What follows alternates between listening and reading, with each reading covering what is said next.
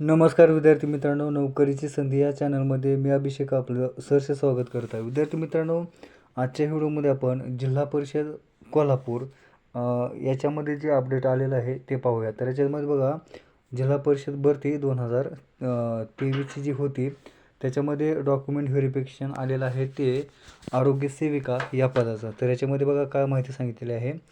तर विषय काय आहे ते बघा. तर याच्यामध्ये सांगितलेलं आहे की जिल्हा परिषद सरळ सेवा भरती 2024 आरोग्यसेवक महिला. तर कागदपत्रे पडताळणी करता 26/8/2024 ते 28/8/2024 सकाळी 10 वाजता उपस्थित राहण्याबाबत. तर बघा, जिल्हा परिषद भरती 2023 कोल्हापूर याची जी कागदपत्र पडताळणी आहे आरोग्य सेविका या पदाची या ठिकाणी आलेली आहे आणि ती 26/8/2024 ते 28/8/2024 पर्यंत आहे. तर पुढे काय सांगितलेलं आहे बघा, उपरोक्त संदर्भ क्रमांक 1 अन्वये जिल्हा परिषद सरळ सेवा भरती 2023 अन्वये आरोग्यसेवक महिला या पदाची गुणवत्ता यादी www.zpkolhapur.gov.in या संकेतस्थळावर दिनांक 22/7/2024 रोजी प्रसिद्ध करण्यात आले आहे. संदर्भ क्रमांक 2 अन्वये उमेदवाराचे मूळ शैक्षणिक कागदपत्रे व इतर आवश्यक सर्व दस्तावेज तपासणीकरिता 26/8/2024 ते 28/8/2024 सकाळी 10 वाजता उमेदवारांना बोलवण्याबाबत माननीय जिल्हाधिकारी तथा अध्यक्ष जिल्हा निवड समिती कोल्हापूर यांनी मान्यता दिलेली आहे. त्याच्यानंतर काय सांगितलेलं आहे, तरी आपण मूळ शैक्षणिक कागदपत्रे व इतर आवश्यक सर्व दस्तावेज तसेच जाहिरातीत नमूद आवश्यक कागदपत्रे त्यांची 2 प्रती साक्षांकित सह 26/8/2024 ते 28/8/2024 रोजी सकाळी 10 वाजता आरोग्य विभाग जिल्हा परिषद कोल्हापूर येथे न चुकता उपस्थित राहावे. 26/8/2024 ते 28/8/2024 रोजी सकाळी 10 वाजता कागदपत्रे दस्तावेज पडताळणी करता परवानगीशिवाय गैरहजर राहणाऱ्या उमेदवारांना निवड प्रक्रियेसंबंधित कोणत्याही प्रकारचे दावा करता येणार नाही किंवा हक्क सांगता येणार नाही. तर विद्यार्थी मित्रांनो, या ठिकाणी 26/8/2024 ते 28/8/2024च्या दरम्यान हा जो पत्ता दिलेला आहे त्यांनी त्या पत्त्यावर आपल्याला उपस्थित राहायचं आहे.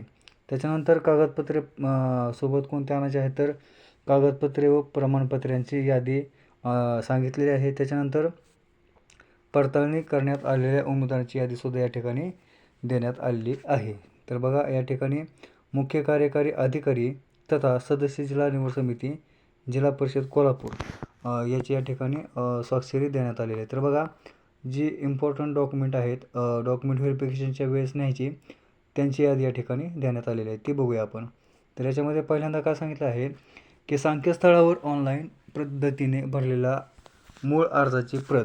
तर या ठिकाणी सर्वात आधी आपल्याला जो ॲप्लिकेशन फॉर्म ज्यावेळेस आपण फॉर्म भरतो त्यावेळेस जो ॲप्लिकेशन फॉर्म भरलेला आहे त्याची आपल्याला या ठिकाणी प्रिंट न्यावी लागणार आहे.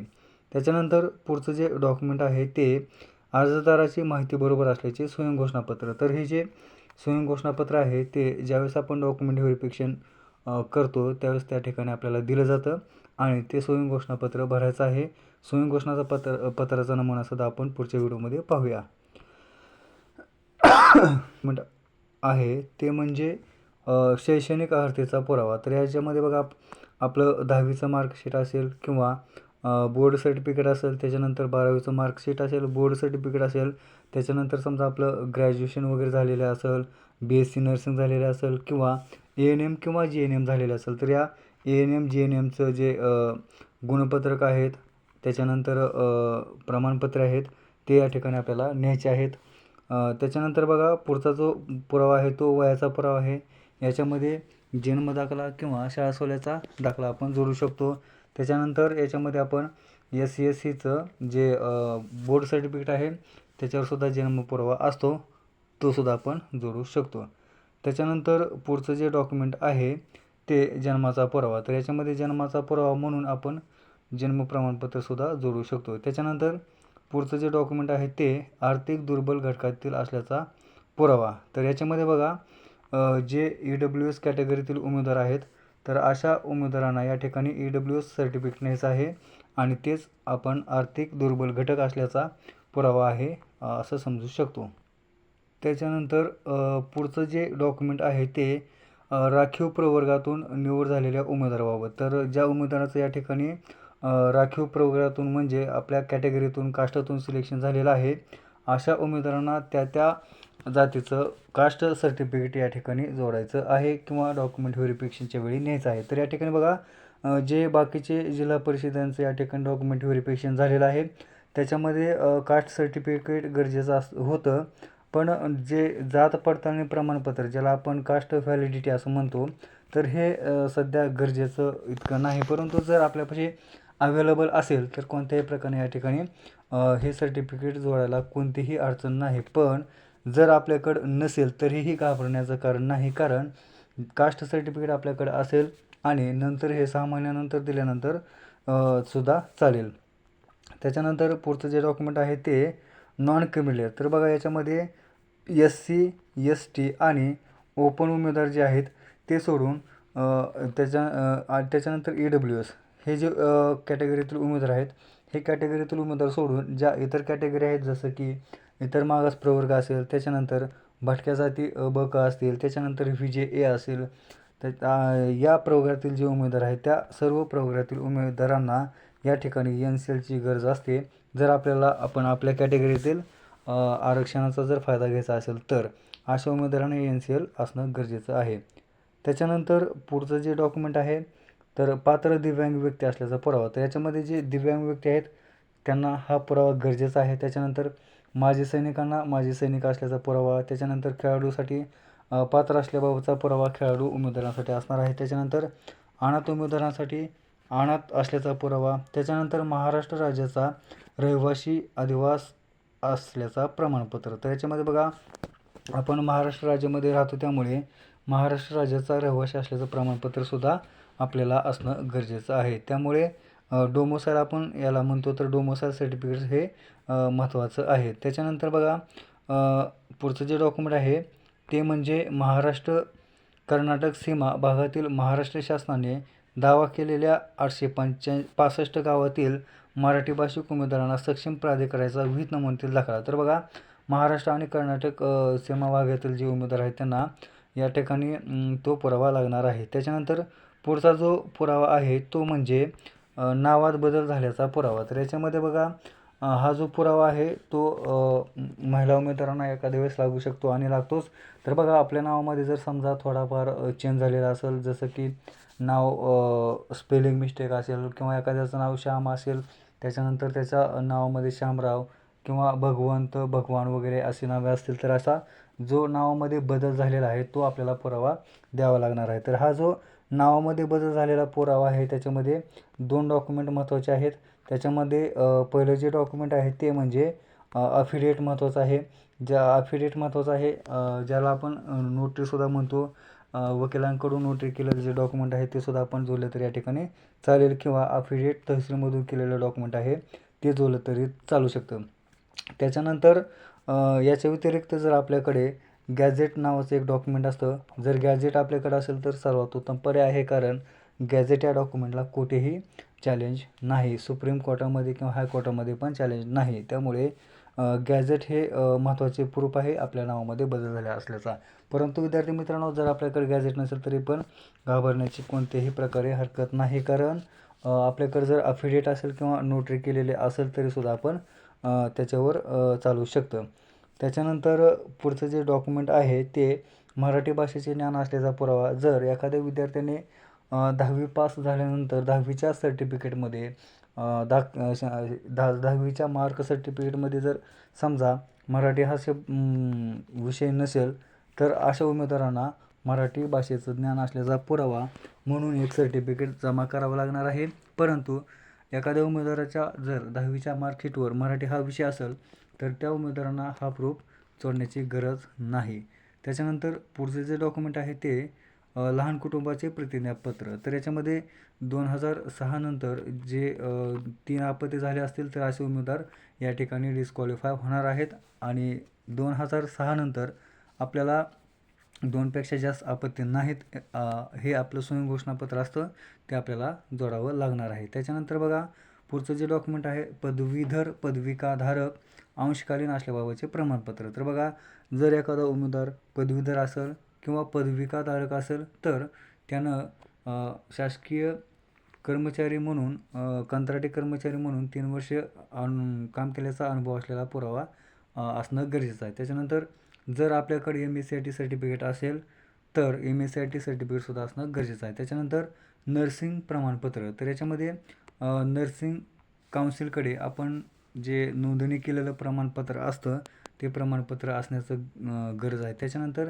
नर्सिंग नूतनीकरण प्रमाणपत्र. तर बघा, बरेच उमेदवार असे आहेत की ज्यांचं नर्सिंग होऊन बरेच दिवस झालेले आहेत आणि त्यांचं जे नोंदणी केलेलं प्रमाणपत्र आहे त्याची जी व्हॅलिडिटी असते ती एक्सपायर झालेली आहे. परंतु बघा, तर अशा उमेदवारांनी या ठिकाणी नर्सिंगचं रजिस्ट्रेशन केलेलं जे न्यू प्रमाणपत्र आहे ते काढणं गरजेचं आहे. आणि जर असे डॉक्युमेंट आपल्याकडे नसतील तर ते काढून घ्या, कारण नर्सिंगचं नोंदणी केलेलं जे प्रमाणपत्र असतं त्याला एक्सपायरी डेट असते आणि पुन्हा ते काय करावं लागतं तर रिन्यू करावं लागतं. तर हे ज्या उमेदवाराकडे नसेल त्याने रिन्यू करण्यासाठी अप्लाय करा, कारण या ठिकाणी सध्या आपल्याला 7 ते 8 दिवस आणखी मिळणार आहेत. त्याच्यानंतर पुढचं जे प्रमाणपत्र आहे ते छायाचित्र ओळख पुरावा. तर याच्यामध्ये बघा, छायाचित्र ओळख पुरावा याच्यामध्ये आधार कार्ड चालेल, त्याच्यानंतर वाहन परवाना चालेल, पॅन कार्ड चालेल, त्याच्यानंतर मतदान कार्ड जे आहे ते सुद्धा चालेल किंवा पारपत्र चालेल, त्याच्यानंतर राष्ट्रीय बँकेचं खाते पुस्तक ज्याला आपण पासबुक म्हणतो ते सुद्धा चालणार आहे. तर विद्यार्थी मित्रांनो, जी वरील 22 डॉक्युमेंट आहेत त्याच्यातील जी महत्त्वाचे डॉक्युमेंट आहेत ते आपण घेऊन जाणं गरजेचं आहे. काही डॉक्युमेंट आपल्याला कंपल्सरी आहेत आणि काही डॉक्युमेंट आपल्याला जर गरजेचे असतील तर आहेत. तर अशा उमेदवारांनी हे सर्व डॉक्युमेंट घेऊन जाणं गरजेचं आहे. त्याच्यानंतर बघा, हे झालं डॉक्युमेंटचं. तर आता आपण ज्या निवड याद्या आहेत त्या बघूया. तर याच्यामध्ये आपण ओझरत्या निवड याद्या बघू. तर याच्यामध्ये बघा, खुला गटामध्ये एकूण 7 पदे होते, परंतु या ठिकाणी एकच उमेदवार खेळाडूचा ओपनचा मिळालेला आहे. त्याच्यानंतर माजी सैनिक 22 पदे होते पण एकच उमेदवार मिळालेला आहे. त्याच्यानंतर प्रकल्पग्रस्त 7 जागा होत्या, 3 उमेदवार मिळालेले आहेत. त्याच्यानंतर पुढचा भूकंपग्रस्तमध्ये 3 जागा होत्या, एकही उमेदवार मिळालेला नाही. अंशकालीनच्या एकूण 15 जागा होत्या, परंतु फक्त 2च उमेदवार मिळालेले आहेत. त्याच्यानंतर बघा, दिव्यांग अल्पदृष्टी 5 जागा होत्या पण एकच उमेदवार मिळालेला आहे. दिव्यांग कर्णबधिर 6 जागा होत्या पण या ठिकाणी 0 उमेदवार मिळालेले आहेत. तर अशा पद्धतीने जे समांतर आरक्षण आहे ते जे उमेदवार समांतर आरक्षणामधले मिळालेले नाहीत असे सामाजिक आरक्षणामध्ये वर्ग करण्यात आलेले आहेत. बघा, याच्यामध्ये 149 जागा ॲडव्हर्टाइजमेंटमध्ये ओपन या प्रवर्गाला होत्या, पण ओपन प्रवर्गामध्ये 149 पैकी जे समांतर आरक्षण आहे, समांतर आरक्षण सोडल्यानंतर ओपनला 95 जागा होत्या आणि याच्यामध्ये जे बाकीचे समांतर आरक्षणाचे प्रवर्ग आहे जसं की दिव्यांग असेल, प्रकल्पग्रस्त असेल, भूकंपग्रस्त असेल, मालसैनिक असेल, अशा उमेदवारांना एकूण 54 जागा होत्या. परंतु या 54 जागेपैकी फक्त 8 ते 9 उमेदवार फक्त अवेलेबल झालेले आहेत. त्यामुळे याच्यातील उरलेल्या ज्या जवळजवळ 46 जागा होत्या त्या आता ओपनमध्ये झालेल्या आहेत. त्यामुळे ओपनच्या ह्या 95 प्लस या जागा ज्या आहेत एकूण उरलेल्या त्या मिळून आता ओपनमध्ये एकूण 121 जागा अंतर्भूत झालेल्या आहेत. तर बघा, याच्यामध्ये ओपन कॅटेगरीतून खुला प्रवर्ग याच्यामध्ये बघा, निवड यादी तसेच वेटिंग लिस्ट याच्यामध्ये एकत्रित आहे आणि ओपन कॅटेगरीमध्ये एकूण 279 उमेदवारांची या ठिकाणी निवड यादी तसेच प्रतीक्षा यादी याच्यामध्ये समाविष्ट करण्यात आलेले आहे. तर विद्यार्थी मित्रांनो, अशा प्रकारे ही यादी लागलेली आहे. तर विद्यार्थी मित्रांनो, हे आपण यादी आपण डिस्क्रिप्शन बॉक्सच्या लिंकमध्ये बघू शकता. तर बघा, ही खूप मोठी यादी आहे. तर विद्यार्थी मित्रांनो, आपण जिल्हा परिषद भरती 2023 आरोग्य सेविका या पदासाठी कोणत्या जिल्ह्यामध्ये ॲप्लिकेशन फॉर्म भरलेला होता आणि आपली कास्ट कोणते आहे, आपल्याला मार्क किती मिळालेले होते हे आपल्या कमेंट बॉक्समध्ये नक्की कळवू शकता. तर विद्यार्थी मित्रांनो, आजच्या व्हिडिओमध्ये एवढीच अपडेट द्यायची होती. भेटूया अशाच प्रकारच्या नवीन व्हिडिओमध्ये. तोपर्यंत जय हिंद, जय महाराष्ट्र.